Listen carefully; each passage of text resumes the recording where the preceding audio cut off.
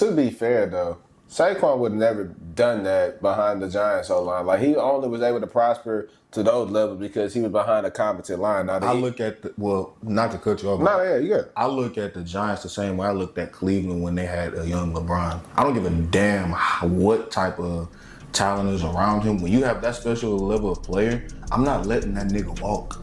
You know what I'm saying? If I'm going to walk, but I'm just saying though, like you can't. Who? You talking Nico Harris? At least he got something out of it. Yeah, And for as bad as that trade was, I mean, at least he got something out of it.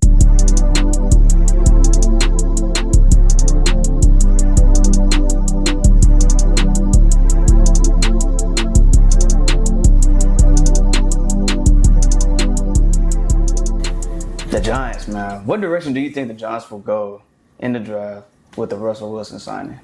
I think it's a real hard. I think this is the hardest situation in sports as of now, in my personal opinion, just strictly because they truly needed a quarterback.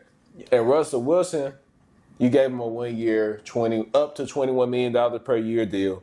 So essentially, that's a bridge quarterback. Mm-hmm. So my thought process on the Steelers, you still bring in Sheduer at 3 if he's available, and I don't think the Browns going Sheduer. I mean, this draft is up for grabs as we've seen with the Titans coming out saying that they're still fielding call for the number 1 overall draft pick. So, I mean, we really don't know what's going to happen in this draft. Like, this is the first draft, like, Abdullah Carter may go first.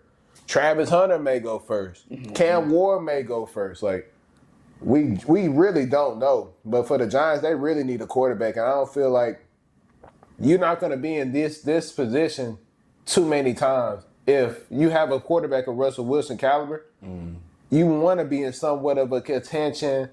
You at least wild card team. So I would say this would probably be your best time to get a level of quarterback that could be the franchise, and I feel like you have to go Sheduer Sanders. And I don't know if I necessarily agree with that though, because for one, this move was essentially baffling to me in general, just off of what the Giants were trying to do. Signing Jameis Winston is understandable.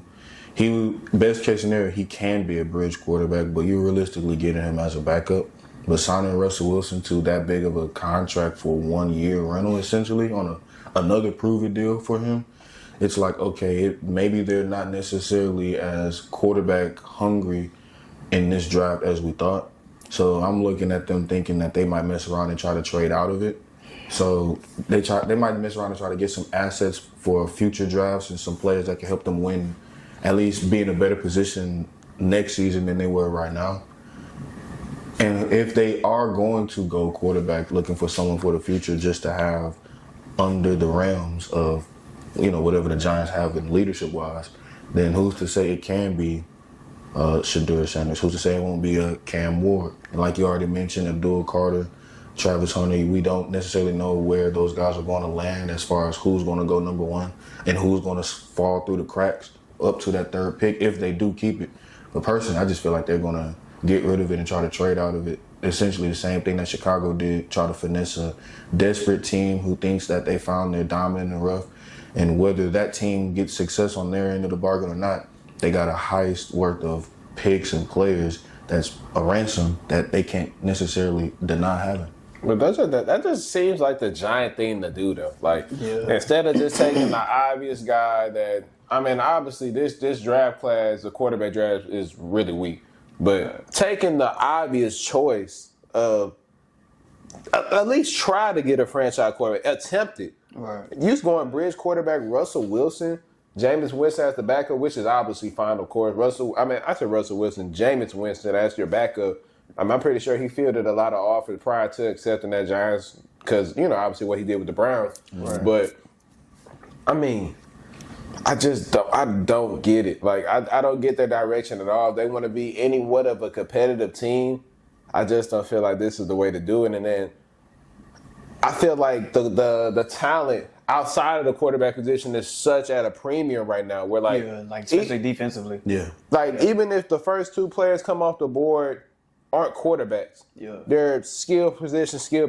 Highly There's rated. still a hell of a lot of good players at the top that can really be the best player in this draft. How were they on defense this past season? I didn't watch the Giants play, I'll be honest. I mean, they're pretty bad. But, I mean, they have good players, but They have talent, but it just didn't necessarily lead to the results on the Dexter field. it was a Lawrence, coordinator? Brian Burns. Yeah, Brian Burns. I don't necessarily think it was essentially the coordinator's fault, but I mean, shoot, when you're in the Giants position and you win, 3 or 4 games? And you're often giving them the ball back just as much. So shoot, your defense on the field for a long period of time, and it don't matter how good your defense is, you're going to end up breaking down eventually if you got to come back on the field after another 3 and out, another quick 3 and out, let me mind you. Right. It'll be interesting to see what Brian Daboll and Jim Moore and them do because, or not Jim Moore, but the Moore family, the ownership. Because I feel like a lot of people's jobs are at stake right now. The heat is only cranking up for Daboll. You've seen what he did with Daniel Jones, the quarterback whisperer. Got the job just off of the fact that he ended up elevating Josh Allen to heights that we didn't think he could reach without Daboll until he obviously proved us wrong. But with the past few seasons of them not going to the playoffs and essentially getting worse and worse, it'll be a tough ask for the Giants to keep Brian Daboll if they don't have some level of improvement next season. Pause. Are you subscribed to Check the Stat Podcast, man? While we on this pause, you make sure you go on that YouTube link and you subscribe to Check the Stat Podcast, or you're going to make my boy Omari sad, man. I'm going to do something crazy. But I wouldn't think I would blame that on him, though. I felt like the quarterback situation, I mean, Daniel Jones progressed tremendously. You can blame coaching or whatever the case may be, but all I know is that he remade Daniel Jones' image and got him a payday. Yeah, Daniel Jones. Mind you, do we know the name Daniel Jones? You know who Daniel Jones is? You know who Daniel Jones is? Mid-pack. But I mean, even with that being said, though, you know how quick NFL teams are in terms of change. I mean, this is a franchise that, even with recent playoff appearances here and there, they've pretty much been stuck in that mode of mediocrity, and they're trying to get back to them days of, you know, the Eli Mannings, the Victor Cruzes, the the Plaxico Burrses of the world, where they're trying to get to them Lombardis again. And this is a prideful organization. This is a historical organization, and they're trying to, reclaim what they feel is their rightful throne in the NFC East. And this level of mediocrity isn't going to do any favors for them if they keep it up. So why not attempt to cut bait when you get the opportunity, or at least any opportunity to do so, if they're not living up to the standards that you set? But do you think that mediocrity is going to continue to follow them, bringing Russell Wilson on board, which obviously we know his best days are behind him? He's coming there to really just be the bridge quarterback, help you out to a certain extent to get you kick-started, but it's still not going to be up to the levels of like a Washington. We had the expectation for Washington to be a contender this year. Right. Philly, they just came off a Super Bowl. We don't think they're going to be a slouch. So I think just everything that the Giants are doing right now is really had me baffled. It's not a strong quarterback class. So if you don't get one of those, though, it's not a guy in this class that I see right now that's just like, damn, like game changer. Day one coming in, like even Cam Ward. I like Cam Ward. Cam Ward has skill and talent for sure, but I feel like if Cam Ward and Sheduer Sanders were in that draft class prior, they would have been 6, 7 quarterback after obviously the first 4 or first 5 from, who is it, Caleb, Jaden, J.J. McCarthy. J.J. McCarthy, Bo Nix. And Michael Penix Jr. I think they're going behind all of them. And it's crazy, too, because each and every single one of them outside of J.J. because of injury reasons, pretty much living up to their expectations. Caleb has showed multiple flashes. Jaden, we just seen what he did. Bo Nix took a squad that ain't have no business being in the playoffs to a winning record. I think that's a lot of coaching, though. I think Bo Nix did his job as well, but I think Sean Payton's a hell of a coaching. Yeah. He put it on display for sure this year. A quarterback and a coach is the best marriage in the NFL. So if you got that right, it solves a lot of problems.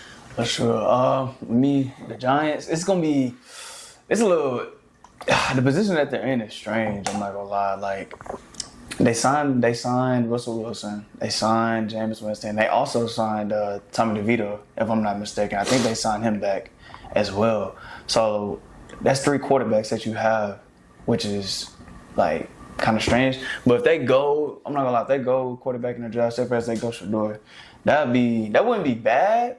But it's like that'd be. I think that's a pretty great group to like for them to learn. What's that? Damn, dang. What happened to Can't Dan? see it.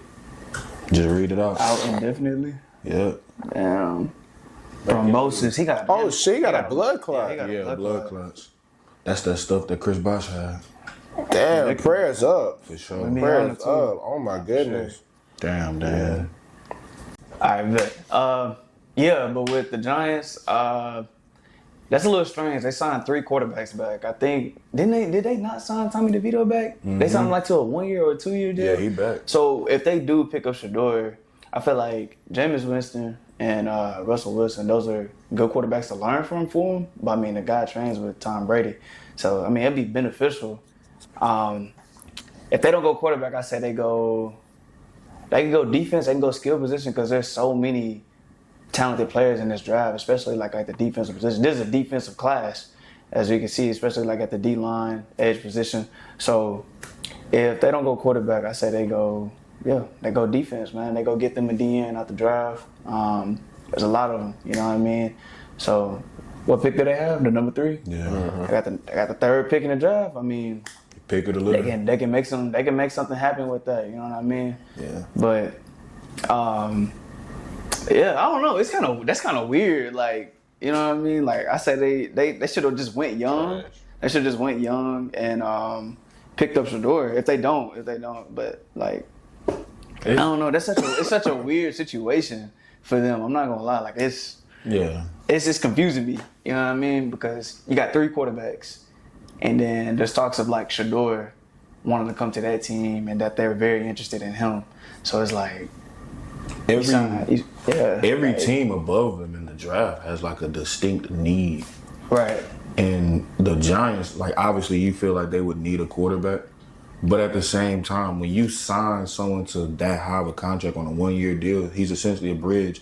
I feel like they're damn near kind of preparing for someone in free agency that we may not know about in the upcoming season, or someone in the draft, and they're just hoping and praying that somebody pops off and they don't have the greatest of seasons to where they're in this position again. All right, on to the next topic though, man. With the addition of... Sorry. Like, pull your shorts down. Oh, yeah, that nigga in the last video.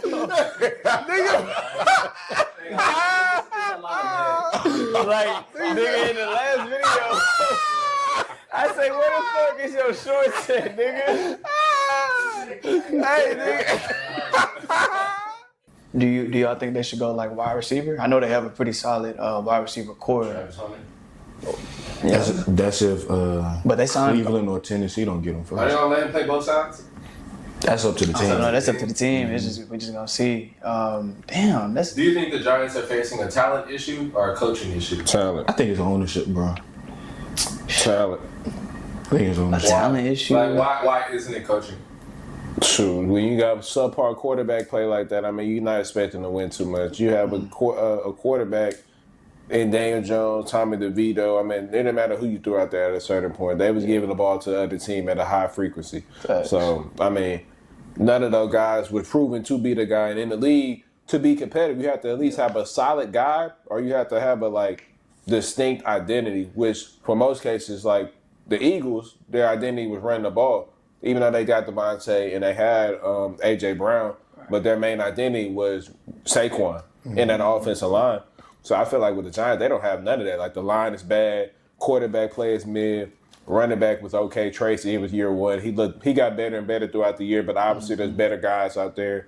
And with Neighbors, it's like it was Neighbors or bust. Wan'Dale Robinson was somewhat solid, of course, but I feel like he really exceed with actual quarterback play. Darius Slayton, I mean, I'm not the biggest fan of him, but I mean, for each his own. So I just feel like the coaches couldn't really do too much with talent like that without a competent quarterback to give the ball to the acquisitive weapon. But So you still feel like they should go quarterback? Of course. I mean, you can cut a quarterback just like that, but the 1 year deals, you can get off of them easy. But Like, the thing about that, though, why I disagree about that aspect, or at least the aspect of how it's a coach, not a coach, You said it's a an talent. ownership issue. Yeah, I feel like it's an ownership issue because Why isn't it a talent issue? because you enabled that talent.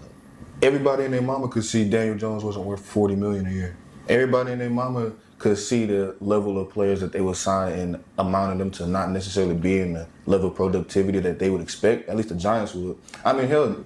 Wait. Before you go, I want to ask you this question. So, after Daniel Jones came off of that season, he beat the Vikings in the playoffs and he got his money. Mm-hmm. Do you feel like he would have got that same amount of money somewhere similar from another ball club if he wasn't to re-sign with the Giants? Because I feel like that was kind of a big thing when it came down to it. You had that one good year and you're on a contract year, and then it's like, well, damn, like he got us to the second round of the playoffs, and we'd have been in poverty for so many years. He had 15 passing touchdowns. Hey, that's not good. Like, I'm not saying that. I'm not trying to shit on him, but at the end of the day, I mean, he's not a good quarterback. So by all means, it's not you shitting on him. It's you speaking the fact. But at the end of the day, too, it's like, okay, you would, if you want to see how bad the ownership is, or at least upper management, I guess that should be my answer. Look at Hard Knocks. Look at what the fuck they did to Saquon. He's the best running back in the NFL, and he just ran for over 2,500 yards in the regular season and postseason, and they let him go. I mean, but to be fair, though, Saquon would have never done that behind the Giants O-line. Like, he only was able to prosper to those levels because he was behind a competent line. Now, look at not to cut you off. No, yeah, you good. I look at the Giants the same way I looked at Cleveland when they had a young LeBron. I don't give a damn what type of talent is around him. When you have that special level of player, I'm not letting that nigga walk. You know what I'm saying? If I'm going to not letting him walk. But I'm just saying, though, like, you can't. Who? You need to talk to Nico Harrison. Ooh. At least he got something out of it. Yeah, 80, for as bad as that trade was, I mean, at least he got something out of it. Still got Kyrie. But Dan Gilbert didn't get shit for LeBron. And the Giants willingly told Saquon, yeah, explore your options. The best running back in the NFL last season. He was like, yeah, I don't know if you're worth the price of admission here in New York. So you say it's the ownership. Do you have a problem with their contracts or their decisions? Because it's the decisions. It's the decisions for sure. Was the money you paid him and then look at the season he did. That's how it works. You pay them and then they go out and play. Okay, well then you looked at the same thing. We could all see that just as well as Saquon was worth admission, we could see that Daniel Jones wasn't worth the price of admission. So it goes both ways. I don't think, but at that point in time, though, you going off of trajectory. You going off of, okay, like he got us to this point. Despite Saquon being Saquon, Daniel Jones got us to the second round of the playoffs with, obviously a heavy load of Saquon Barkley. So obviously I understand it from your standpoint, and obviously everybody in the room knows Saquon Barkley was the best player on the scene, the heart and the soul of the New York Giants. But as far as how the NFL works, quarterbacks have a longer life expectancy. But look at in the Vikings, NFL. Though. Look at the Vikings, though. They got rid of Kirk Cousins after another playoff year. And he had a career year. They have an influx of talent, though. They have an influx of talent, but, I mean, shit, when you have that influx of talent or that lack thereof, shouldn't you be making those decisions with a little bit more precision? I mean, the Vikings had a better season without potentially the best quarterback that they've had in the 21st century outside of Brett Favre, Dante Culpepper. Mm-hmm. And they got that from a dude who, up until that point, was seen as one of the biggest busts in NFL history in Sam Darnold. And you telling me that the Giants can't replicate that with anybody else? I mean, I don't think they had that level of talent prior to it, though. Like, before Malik Neighbors came in, who else they had outside of Saquon Barkley that you could have said, okay, like, we could put any quarterback in here, these weapons going to elevate this quarterback play. I don't feel like prior to Malik Neighbors, you could have said any other weapon. Because Darius Slayton is, no, he's not that. The only argument I have for that is they did go to the playoffs with Daniel Jones. I'm pretty sure you could find anybody else that could do something similar of that nature. Yep. If you were able to reach a playoff victory and a divisional round berth with a quarterback that's so bad that he realistically may not start outside of potential injury or whatever the case may be. Yeah. No disrespect to Daniel Jones, though. Oh, for sure. I don't know where the hell they going with it, man.